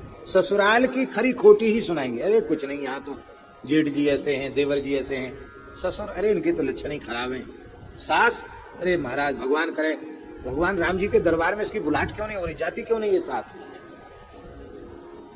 ये चली जाए पिंड छूटे तो अच्छा है। अरे जो तू इसके बारे में सोच रही है, तेरी आने वाली पुत्र वधू भी तेरे बारे में यही सोचने वाली है। इसलिए माताओं से हमारी प्रार्थना है, वे सदा अपनी ससुराल की बड़ाई करें। अपने मायके में भी जाकर कभी अपने ससुराल की कोई ऊंच नीच बात न सुनावें, सबको यही बतावें बहुत अच्छे लोग हैं, बहुत अच्छे लोग हैं, बहुत अच्छे लोग। अब पुरुष तो नाराज होंगे तो उसके बाप के बारे में खरी खोटी सुनाएंगे, और माताएं नाराज हो गई तो ससुराल पक्ष में खरी खोटी सुनाएंगे, तुम ऐसे हो, तुम्हारा बाप ऐसा है, तुम ऐसे हो, तुम्हारा भैया ऐसा है। तो लट्ठ तो बजेंगे कि नहीं बजेंगे? इसलिए गोस्वामी जी एक संदेश भी दे रहे हैं, लौकिक संदेश भी दे रहे हैं कि माताओं को उनके पिता की प्रशंसा करे तो प्रसन्नता होती है। कहां करे प्रशंसा? बोले ससुराल में प्रशंसा करे। तो ससुराल पक्ष चल रहा है, और ससुराल पक्ष में जनक जी का स्मरण किया जा रहा है। मानो श्री किशोरी जी को प्रसन्न करना चाहते हैं। किशोरी जी को क्यों प्रसन्न करना चाहते हैं? क्योंकि किशोरी जी की कृपा के बिना कुछ संभव नहीं है। कबहू कर अम्ब अवसर पाए, कब होगा अम्ब अवसर पाए, कब होगा अम्ब अवसर पाए, कब होगा अम्ब अवसर पाए। मेरी सुधि ध्यायनी, मेरी सुधि ध्यायनी, कछु करुण कथा चलाए, कछु करुण कथा अम्ब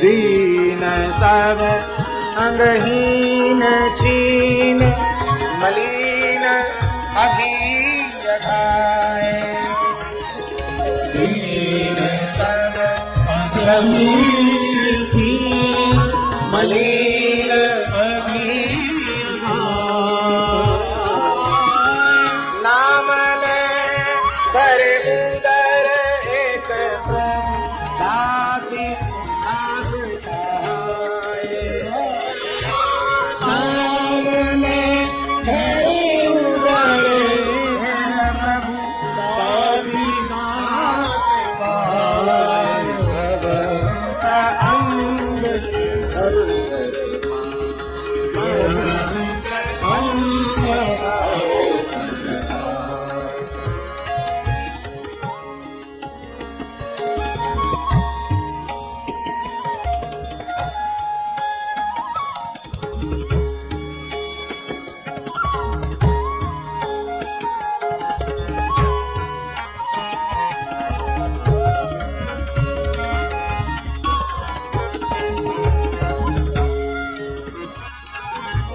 बूझी है सो है तो न कहीं भी नाम दसा जना, बूझी है सो है तो न कहीं भी नाम दसा जना, सुनत राम कृपाल के मेरी बिगड़ी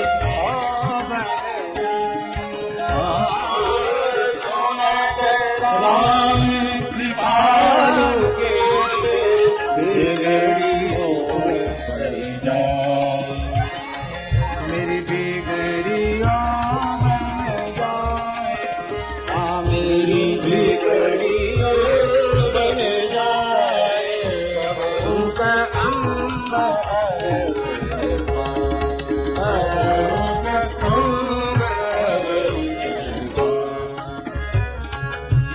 जानकी जग जननी जन के किए बचन सहाय, जानकी जग जननी किए बचन सहाय, धरे तुलसीदास भव तव नाथ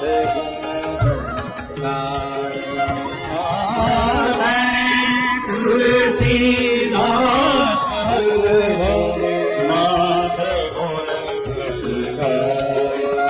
बहुत अम्ब अवसर पाए, बहुत अम्ब अवसर पाए। सुधि जायनी, मेरी सुधि जायनी, कछु करुण कथा कछु करुण कथा अंग अवसर पाए,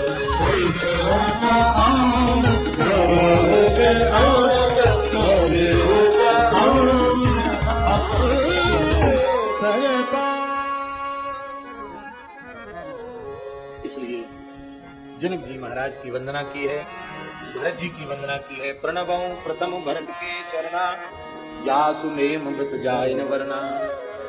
लक्ष्मण जी की वंदना की है, बंदौ लक्ष्मण पद जल जाता, शीतल सुभग भगत सुपदाता, रघुपति कीरति विमल पताका, दंड समान जय भयो जस जाता। लक्ष्मण जी को शीतल कहा, क्या कहें, समय नहीं है, नहीं तो लक्ष्मण जी की शीतलता पर हम प्रकाश डालते। शत्रुघ्न जी की वंदना की है, जाके सुमिरन तेरी पुनासा, नाम शत्रुघ्न वेद प्रकाशा। बोलो शत्रुघ्न जी महाराज की जय। वाल्मीकि रामायण के अयोध्या कांड के पहले सर्ग का पहला श्लोक। गच्छता मातुल कुलम भरतेन तदा नघः, शत्रुघ्नो नित्य शत्रुघ्नो नीतः प्रीति पुरस्कृतः। यहाँ शत्रुघ्नो नित्य शत्रुघ्न, ये महर्षि वाल्मीकि का वचन। नित्य शत्रुघ्न, नित्य शत्रु कौन है? राग द्वेष आदि ही नित्य शत्रु है। काम क्रोध मद लोभ मोह मत्सर आदि ये नित्य शत्रु है। इन समस्त शत्रुओं का नाश शत्रुघ्न जी का स्मरण करने से हो जाता है। इनको एक विशेषण और दिया है महर्षि वाल्मीकि ने, अनघा। अनघा माने, अनघ माने क्या होता है? अघ माने पाप और अनघ माने निष्पाप। सर्वथा जो निष्पाप होता है उसे अनघ कहा जाता है। सबसे बड़ा पाप क्या है? बहुत ध्यान से सुने, सबसे बड़ा पाप क्या है? सबसे बड़ा पाप है ईर्ष्या करना। सारे अपराध यहीं से शुरू होते हैं। ईर्ष्यालु व्यक्ति किसी की उन्नति को देख नहीं पाता, किसी के भी उत्कर्ष को सहन नहीं कर पाता। वो अपनी नाक कटा के भी उसकी यात्रा बिगाड़ने का मौका मिले तो भी जीवन भर नकटा भले ही रह जाए, पर एक बार तो नक कटा हो कि उसकी यात्रा का सगुन बिगाड़ ही देगा। ईर्ष्या सबसे बड़ा पाप है।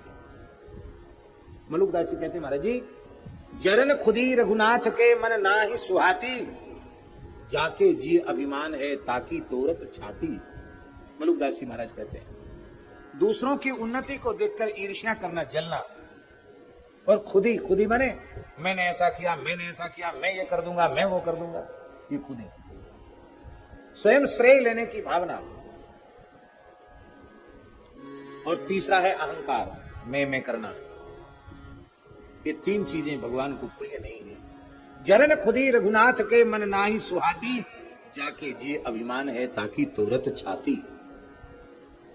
तीन चीजें महाराज जी प्रिय हैं, और तीन चीजें प्रिय हैं। कौन कौन?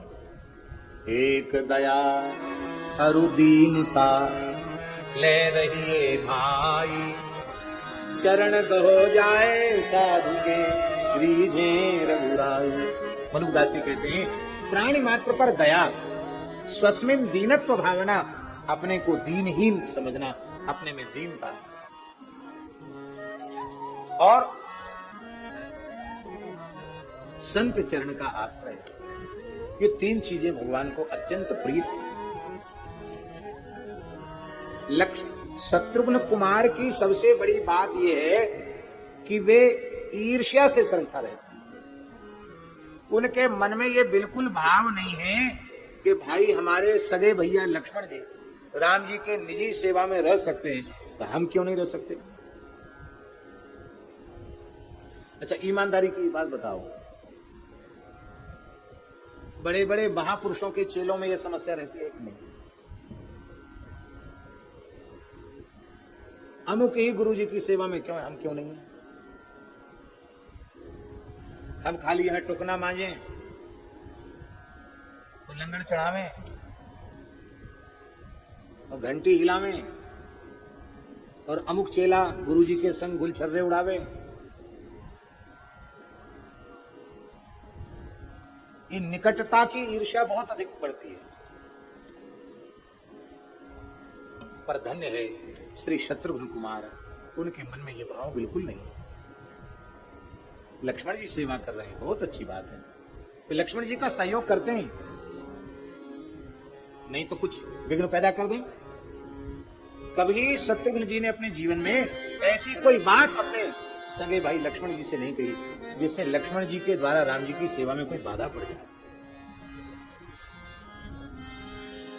भरत जी राम जी की सेवा करना चाहते, राम जी की सेवा करते हैं, राम जी के संग रहते हैं राज्याभिषेक के बाद, पर शत्रुघ्न को जहां आज्ञा दे दी जाती वहां चले जाते हैं। जाओ मथुरा चले जाओ, लवणासुर को मारो, मथुरा बसाओ, बसा दिया मथुरा। आज्ञा हो गई, 12 साल तक नहीं आओगे लौट के। क्या कहा? तो राम जी जानते ना ये भरत जी का वियोग सह सकते ना मेरा। ये तो दिन में रहेंगे अयोध्या तो रात में पहुंचेंगे मथुरा, और रात में रहेंगे मथुरा तो सवेरे पहुंच जाएंगे अयोध्या। तो प्रजा की सेवा कैसे करें? 12 साल तक नहीं आओगे लौट के। शत्रुघ्न जी ने कहा महाराज क्यों सजा दे रहे हैं हमको, ये नहीं कर सकते। जो आ गया। ये भी नहीं कहा कि मेरे साथ लक्ष्मण जी को भेज दो, ये भी नहीं कहा कि मेरे साथ भरत जी को भेज दो। कह सकते थे कि नहीं? नई नई व्यवस्था होनी है, कहते आप हम अकेले जाके क्या करेंगे, हम उनको भेज दीजिए, उनको भेज, कुछ नहीं, किसी को नहीं। पूरी राम जी की आज्ञा का पालन करते हैं भरत जी, लक्ष्मण जी, सबके रुख के अनुसार चलते हैं, पर किसी के प्रति उनकी लाभ डांट नहीं है, किसी के प्रति ईर्ष्या का भाव नहीं है। शत्रु जी महाराज के बारे। और महाराज जी हालत ये है शत्रु जी की कि वे रोते रहते हैं, हा रघुनाथ हा भरत कह के रोते रहते। मथुरा के ब्राह्मणों ने सोचा कि राजा ही रोता रहेगा तो प्रजा के आंसू कैसे पूछेंगे, लवणासुर के अत्याचार से दुखी थे, तो 12 साल कैसे बीतेंगे इनके राम जी के वियोग में। तो उन्होंने, मथुरा के ब्राह्मणों ने रामलीला मंडली बनाई। हाँ, हम कपोल कल्पित बात नहीं बोल रहे हैं, सही बात बोल रहे हैं। मथुरा के ब्राह्मणों ने रामलीला मंडली बनाई और 12 वर्ष तक राम शत्रुघ्न जी के दरबार में रामलीला का अभिनय करके दिखाया। तब कथामृतम तप्त जीवनम, लीला देख देख कर प्राण धारण किए। वो रामलीला के संस्कार आज भी मथुरापुरी में हैं। शत्रुघ्न जी को 12 साल रामलीला दिखाई थी, वो आज भी संस्कार हैं। पूरी दुनिया में मथुरा की रामलीला प्रसिद्ध है। आपने सुना कभी अयोध्या की रामलीला मंडली? अयोध्या की प्रसिद्ध होनी चाहिए, पर अयोध्या की रामलीला मंडली प्रसिद्ध नहीं है, मथुरा की रामलीला मंडली प्रसिद्ध है। क्यों? मथुरा के ब्राह्मणों ने, और क्या करें ये टीवी के जमाने में और ये सीरियल वाले युग में मंडलियों का बहुत स्वरूप प्रभावित हुआ है। हमने जो अपने बचपन में रामलीलाएं मथुरा के चतुर्वेदी पूज्य ब्राह्मणों के द्वारा देखी है, महाराज जी एक 1.5 महीने तक रामलीला होती थी, 40-40 दिन तक। ऐसे ऐसी मर्यादा की लीला, बड़े बड़े भजन आनंदी संत बैठकर लीला का दर्शन करते थे। अब धीरे धीरे लीला का स्वरूप भी बदलता जा रहा है। हमारी प्रार्थना है, ये यहाँ जो लीला हो रही है वो तो बहुत मर्यादित हो रही है। हमारी प्रार्थना है कि लीला के स्वरूप को बचावें, क्योंकि लीला भगवान की उपासना का श्रेष्ठ माध्यम है, श्रेष्ठ साधन है। शत्रुघ्न कुमार ईर्ष्या रहते हैं, और ईर्ष्या सबसे बुरी चीज है। ईर्ष्या मत करो, प्रसन्न रहो। हमें आपके प्रति ईर्ष्या का भाव होगा ना, तो हम क्या करेंगे? जैसे ही मौका देखेंगे आपकी कोई ना कोई बुराई जिसके पास आप रहते उसके सामने कर देंगे। ईर्ष्या की पहचान है। आप 1 नंबर पर, आपको हम 2 नंबर पर करना चाहते हैं, तो आप ध्रुवदास जी की सेवा में रहते तो मौका पड़ती ध्रुवदास जी से कि अरे आप किसके चक्कर में पड़े, ऐसा वैसा वैसा वैसा। सुनते सुनते कभी न कभी तो दिमाग में आएगा कैसा ही है। सारे झगड़े की जड़ है ईर्ष्या, सारे पापों की जड़ है ईर्ष्या। किसी से ईर्ष्या मत करो, अपने से छोटों की उन्नति की प्रार्थना करो, अपने समान वालों को भी अपने से आगे बढ़ाने की प्रार्थना करो, और अपने से जो बहुत बड़े हैं उनके ऊपर भगवान की विशेष कृपा मानकर प्रसन्न हो, क्योंकि यद यद विभूति मत सत्वम श्री मधुर्जित में हुआ तत्तदेवावगच्छत्वम मम तेजोंसि संभवम।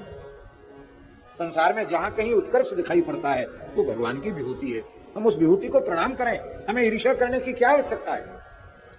अनघा, अनघा का अर्थ टीकाकारों ने किया ईर्ष्या विरहिता। शत्रुघ्न जी ईर्ष्या रहते हैं, ईर्ष्या नहीं करनी चाहिए। ईर्ष्या से ही सारे विकार पैदा होते हैं। इसलिए रिपुसूदन पद कमल नमामि, रिपुसूदन पद कमल नमामि, शील सुशील भरत सुशील सुशील भरत अनुलानी। महावीर बिंदो हनुमान। महावीर हनुमान राम जासु जस आप बखाना। राम जासु जस आप बखाना। राम जासु जस आप बखाना। राम जासु जस आप बखाना। हनुमान जी की वंदना में सबसे पहले गोस्वामी जी महावीर शब्द का प्रयोग करते हैं। महावीर, ये महावीरत्व क्या है इनका? अच्छा एक बात बताओ, राम जी से बड़ा कोई है? जिन हरि हरिता विधि विदिता शिवई शिवता जिन दई, ऐसे रघुनाथ जी, उनसे बड़ा तो कोई नहीं है। और इतने बड़े सर्वतंत्र स्वतंत्र श्री राम जी को सुमीर पवन सुत पावन नाम। सुमिर पवन सुत पावन नाम। अपने बस कर राखे राम। अपने बस कर राखे राम। अपने बस कर राम। अपने बस कर राखे राम। यही है इनका महावीरत्व। जनक सुता जग जननी जानकी, अतिशय प्रिय करुणा निधान की। ताके युगपद कमल मनाव, जासु कृपा निर्मल मति पाव। पुनि बन बचन कर्म रघुनायक, चरण कमल बंदो। पुनि मन बचन कर्म रघुनायक, चरण कमल बंदो सब लायक। राजीव नयन धरे रघुसायक, भगत विपति भंजन सुखदायक। भगत विपति भंजन। राम जी की जानकी जी की अलग अलग वंदना करने के बाद फिर कहते ये अलग अलग नहीं है, एक है। गिरा अर्थ जल बीच सम, कहियत भिन्न न भिन्न। बंदौ सीताराम पद, ये नहीं परम। यह नाम वंदना भी बड़ी अद्भुत है। 9 दोहों में और 91 पंक्ति में श्री राम नाम की वंदना है। परम श्रद्धेय पूज्यपाद प्रातः स्मरणीय संकीर्तन सम्राट श्री स्वामी प्रेम भिक्षु जी महाराज का कहना था कि कोई व्यक्ति नाम वंदना का प्रतिदिन पारायण करे तो उसे संपूर्ण रामचरितमानस के पारायण का लाभ प्राप्त हो जाएगा। कितनी सुंदर नाम वंदना है। वंदौ नाम राम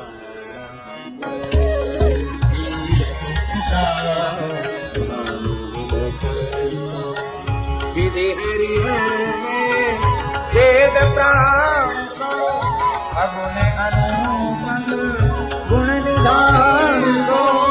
महामंत्र जय जपत महेशो, काशी मूर्ति देशो। श्री राम जय राम जय राम। श्री राम जय राम जय राम। ब्रह्म राम ते नाम बड़ भरदायक वरदान, रामचरित सतकोटि लिय महेश जिय जान। और नाम की कितनी बड़ी विशेषता। भाय कुधाय अनख आलसहु, नाम जपत मंगल ऋषि दसहु। नाम जपत मंगल ऋषि दसहु। संवत 1632 में रामचरितमानस की कथा का आरंभ किया, जिसकी चर्चा हम पहले कर चुके हैं। 4 घाट मानस सरोवर के हैं। इसमें पूर्व में दैन्य घाट है, जिस पर बैठकर गोस्वामी तुलसीदास जी अपने मन को अथवा संत समाज को कथा सुना रहे हैं। पश्चिम दिशा में ज्ञानकांड घाट है, जिस पर बैठकर भगवान शिव पार्वती जी को कथा सुना रहे हैं। उत्तर दिशा में उपासना कांड है, जहाँ कागभूषण जी गरुड़ जी को कथा सुना रहे हैं। और दक्षिण दिशा में कर्मकांड का घाट है, जहाँ याज्ञवल्क्य जी भरद्वाज जी को कथा सुना रहे हैं। कैसा अद्भुत है। हमें किस घाट पर बैठना है बोलो? ज्ञान कांड की, कर्म कांड की, उपासना कांड, हमें भी दैन्य कांड के घाट पर ही बैठना चाहिए। दैन्य कांड, ये दैन्य का कांड श्री तुलसीदास जी का घाट है। बोलो भक्तवत्सल भगवान की जय।